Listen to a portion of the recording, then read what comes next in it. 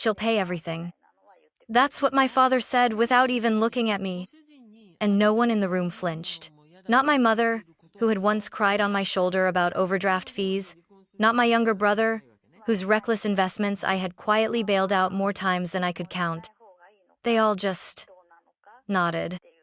I didn't speak. I didn't cry. I didn't ask why. I simply stood up, pushed my chair back, and walked out without a single word. But what they didn't know was, I'd been preparing for this. For months. While they were counting on my silence, I was building my escape. While they saw me as their safety net, I had already cut every thread. They thought I left empty-handed. They had no idea I was finally taking everything back, starting with myself. They used to call me the good one. The responsible daughter. The strong one. The one who remembered birthdays, brought wine to Sunday dinners, and picked up the check. Just this once. Except it was never just once. It was every time. When I was 22, I put off graduate school to help cover my dad's surgery bill. When I was 27, I co-signed on a car loan for my brother Evan after he tanked his credit. When I was 30, I gave my parents $15,000 for roof repairs they said insurance wouldn't cover. I never saw a single receipt. And every time I handed over money, they said the same thing. We're so lucky to have you, Athena. You're our rock. But I wasn't a rock. I was a slowly cracking dam. No one ever asked what I needed. No one noticed when I stopped smiling during calls. No one wondered why I never brought a +1 to dinner anymore. The truth? I was tired. Tired of being expected to say yes. Tired of carrying problems that were never mine to begin with. Tired of watching Evan stumble through job after job while my achievements were met with nothing more than an offhand, "Well, you've always had it easier." Easier? I built everything I had. I earned every dollar, every promotion, every hour of sleep I traded for stability. No one handed me anything. But because I didn't complain, because I just kept showing up, they assumed I was fine. That I had more to give. That I owed them more to give. I never confronted them. Not really. I just worked harder. Saved more. Told myself that one day, when things settled, I could finally rest. But things never settled. And deep down, I was starting to realize they never would. So I began to change. Quietly. I stopped sharing my pay raises. I moved my savings to a new bank. I set up alerts for any credit inquiries tied to my name. I didn't tell anyone. I just watched. Watched as the calls came in less frequently when I wasn't offering to help. Watched how quickly the warm, "We miss you" messages faded when I didn't volunteer to cover someone's rent. Watched how invisible I became the moment I stopped being useful.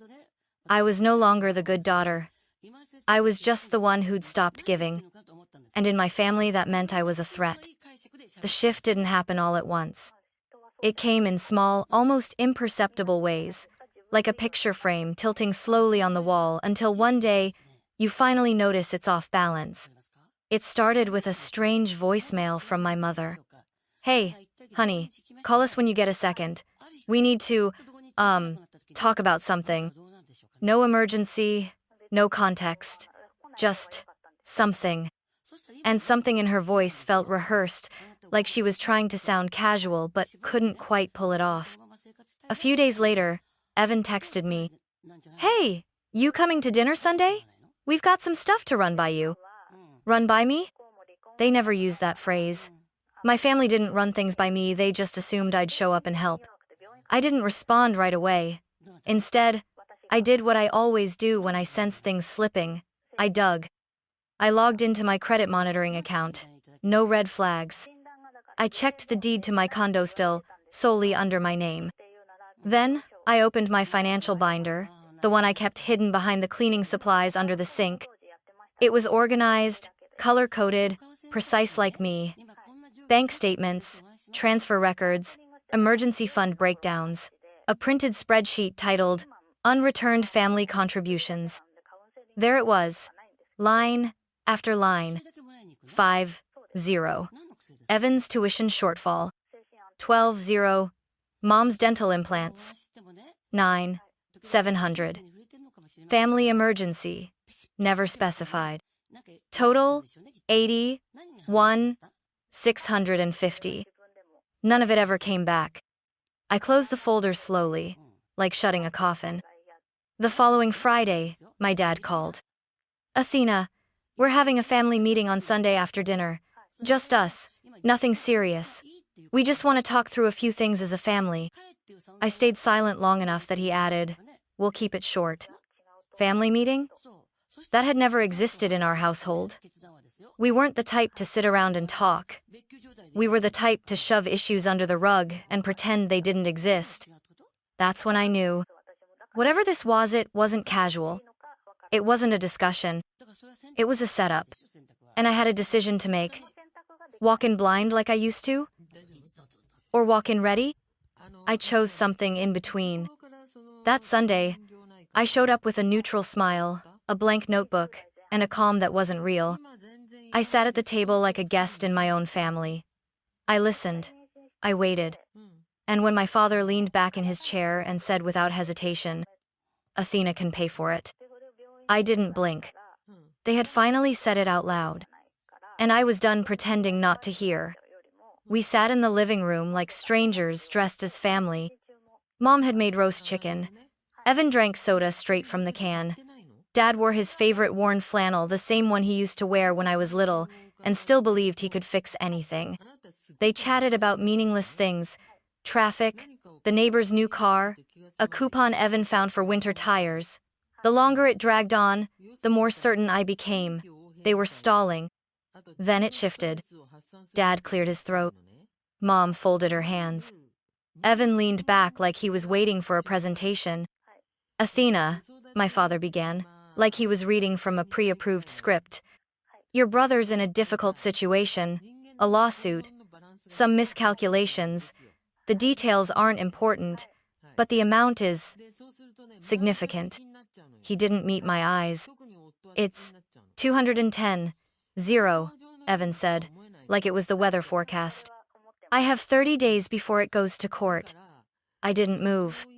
We've talked it over, Mom said quickly. And we think the best solution is for you to help. Just until Evan can get back on his feet. I waited. My father's voice came low and flat, like he'd practiced it in the mirror. She'll pay everything. Not could. Not maybe. Will. That was the moment. That single sentence unzipped something in my chest. I looked at each of them, not with anger, not even hurt, just understanding. Like I was finally seeing the full picture, one I'd been too loyal, too tired, or too hopeful to admit was real. They weren't asking. They had decided. Because in their minds, I wasn't Athena, the person. I was Athena, the provider, the bailout, the fallback plan. And when you've always been dependable, silence becomes consent. But not this time. I didn't cry. I didn't raise my voice. I didn't explain how much they'd taken from me over the years. I stood up, tucked in my chair, smoothed my coat, and walked toward the door. Wait, Athena? Mom's voice rose behind me, brittle with confusion. I kept walking. Athena, can we just... I closed the door behind me before she finished. No slamming, no theatrics, just an ending. I didn't go home that night. Not to the apartment with the framed family photo in the hallway. Not to the freezer full of lasagna I'd made for dinners. I was always too tired to eat. I drove for hours instead. No destination, just movement. Silence clung to me like fog. Not the cold, cruel kind. The clean kind, the kind that settles after a fire burns itself out. My phone buzzed. Mom, where did you go? Dad, we need to finish the conversation. Evan, seriously? You're just going to leave? I didn't answer. Instead, I parked in front of a quiet 24-hour diner. I sat with the engine running, my hands still on the steering wheel, and finally, I exhaled. They thought they'd cornered me, but they never noticed I'd already built the exits. For months now, I'd been moving my assets to banks they didn't know about. I'd created new passwords, added two-factor authentication, changed security questions to things they couldn't guess no more, mother's maiden name, or first pet. That night, I logged into every account I owned. Savings, investments, retirement funds. Click, transfer, freeze, lock. Then I pulled up the joint account I once opened to help Mom organize bills I'd left. 250 in it out of habit. Now it held 0. I changed my phone number, deleted shared calendars, removed location sharing. Every digital thread connecting me to them snapped. Then came the apartment. I packed a single suitcase, left behind the couch they'd guilted me into buying for Thanksgiving gatherings, took only what was mine. By sunrise, I was checked into a month-to-month rental across the state line, a small, clean loft, with no family photos, no memories pressed into the walls. It was quiet, not lonely, not sad, just mine. By the end of that week, the texts turned to guilt. We raised you better than this. Your brother is in trouble. This isn't how family works. And then came the plea that told me everything I needed to know. We don't have anyone else. Exactly.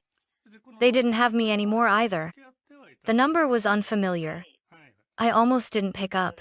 I was sitting on the floor of my temporary apartment, folding the same 3 sweaters into a drawer I didn't plan to use for long. The room smelled faintly of new paint and old wood, a blank slate. But something told me it was him. Hello? There was a pause. Then, his voice. Athena. Just my name. No apology, no greeting, just that it meant something. I said nothing. Look, I get it. You're mad, Evan said. But this isn't just about you, okay? This is about family. There it was. That word again. The one they used like a net warm enough to sound loving, strong enough to trap. You didn't even say anything, he continued. You just walked out. You ghosted us. No, I said flatly. I walked away. There's a difference. You could have said something? You weren't listening, I cut in. None of you were. You'd already decided what my answer would be. You just wanted me there to nod and write the check. The silence on his end crackled like static. I'm going to lose everything, he finally said. Softer now. The apartment, the car, maybe even jail time. You should have thought of that before you gambled with people's money. I didn't gamble, okay? You lied, Evan, I snapped. You lied to investors, you lied to Mom and Dad, and now you want me to clean it up. Again. His voice cracked. I'm your brother. I closed my eyes and opened the drawer. Neatly stacked sweaters. Nothing dramatic. Just order. Just mine. I know, I said. And that's the saddest part. You're really going to let me go to jail? I'm not letting you do anything, I said calmly. You made choices. I'm making mine. Jesus, Athena, he whispered. You used to care. I did. So much that I nearly emptied myself trying to fix everyone else's mistakes. And now? Now I care enough to stop. He didn't speak for a long time. I imagined him sitting somewhere with his head in his hands, still thinking this was a phase, still believing I'd crack. Please, he said, voice raw. I'm begging you. I looked out the window. Early evening. A row of maple trees swaying outside. No one knew I was here. No one could reach me. And for the first time, I felt it not relief, not pride. Peace. I already told you, I said quietly. Don't beg me. Beg someone else. And I hung up. This time, I didn't cry. This time, I didn't feel guilty. This time, I didn't feel like the bad daughter. I felt free. It arrived on a Thursday. I was packing up my laptop at the co-working space I'd been using downtown. The receptionist's voice came through the intercom. Athena Monroe, someone from legal is here for you. A process server. I froze. Not because I didn't know what was coming, but because part of me still hoped I was wrong. He handed me a manila envelope. No eye contact. No words. Just a scribbled signature and a quick exit. Inside, a formal civil complaint, filed by Frank and Meredith Monroe, my parents. They claimed the money I'd given over the years had been loans, and that I was now reneging on verbal agreements and causing them emotional distress and financial hardship by withholding support. My hands didn't shake. My breath didn't quicken. Instead, I laughed. Not the kind of laugh that feels good. The kind that leaks out when disbelief finally gives up and lets exhaustion take over. I'd been their daughter, their safety net, their silent donor. Now, I was a defendant. I took the envelope, walked to the small cafe down the street, and opened my laptop. I pulled up the contact Susan, my former manager, had sent me months ago. Carol Kim, attorney, civil defense, no nonsense. I emailed her everything, the scanned complaint, my notes, the spreadsheet labeled family contributions, not loans, and the folder of digital bank statements. She called back within 10 minutes. They don't have a case, she said without hesitation. No contracts, no signed agreements, no loan terms. This is textbook harassment. I was quiet for a beat. Can we counter? I asked. Yes, she said. We could go after them for emotional distress, defamation, even financial damages. You'd win. I didn't reply right away. The thought of suing my own parents? Part of me recoiled. But another part, the part that had sat quietly through years of being drained, wanted to say yes. Still, I didn't. I don't want their money, I finally said. I just want them gone. A pause. Then Carol's voice, softer now. Understood. I ended the call, tucked the envelope into my bag, and in that moment, I knew this wasn't just survival anymore. This was liberation. That weekend, I started packing. Not because of the lawsuit, not because of fear, but because there was nothing left to stay for. I'd already signed the lease on a quiet apartment 2 states away, close to water, farther from memory. It wasn't a fresh start, not exactly, just a clean one. I opened boxes that once held photos, holiday ornaments, and birthday cards from people who now called me emotionally harmful. Some I kept. Most I didn't. I picked up a frame, a picture of the 4 of us from a beach trip years ago. I stared at it long enough to realize I couldn't remember the last time any of us laughed like that without expectation attached. I set it down face first in the donation pile. I moved through the apartment like someone moving through a museum of her own life, carefully, quietly, leaving notes on what to discard and what to carry forward. Old baking pans, toss. Sweaters mom bought, donate. The financial binder under the sink? Keep. By Sunday morning, all that was left were clean floors, empty shelves, and a single suitcase. The rest, I left behind. I got one more call, a number I didn't recognize. I answered before I could stop myself. Are you really doing this? Evan's voice strained, already on edge. You're just leaving? I already left, I said. You just didn't notice. I could lose everything, he said again like a broken record. The apartment, my license, I'll have nothing. I already have nothing, I said softly. No trust, no family, just a lifetime of being used. Silence. Then, I was scared, he admitted. I nodded, though he couldn't see. I know, I said. But fear doesn't excuse using someone. Another pause. I didn't mean to hurt you. You didn't think about me at all. He sighed. Please, Athena, please. I didn't raise my voice. I didn't cry. I told you before, I said. Don't beg me. Beg someone else. And I ended the call. No texts followed. No emails. They must have realized the door had closed. The new apartment was nothing special.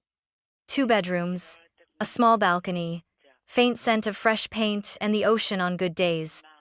But it was mine. No one had ever been here. No one knew the address. No one had a key but me. I set my 1 suitcase down in the hallway. There was no welcome party, no family dinner, no casseroles in the oven. Just silence. And for the first time in years, I wasn't afraid of it. I slept that night like a stone, no buzzing phone on the nightstand, no mental checklist of bills to cover or people to save. Just stillness. The next morning, I opened my laptop and drafted a mission statement. Something I'd been thinking about for months back, when I still believed I had to choose between freedom and compassion. A nonprofit. Small. Focused. To help people, mostly women, reclaim financial independence from families who saw them only as wallets with faces.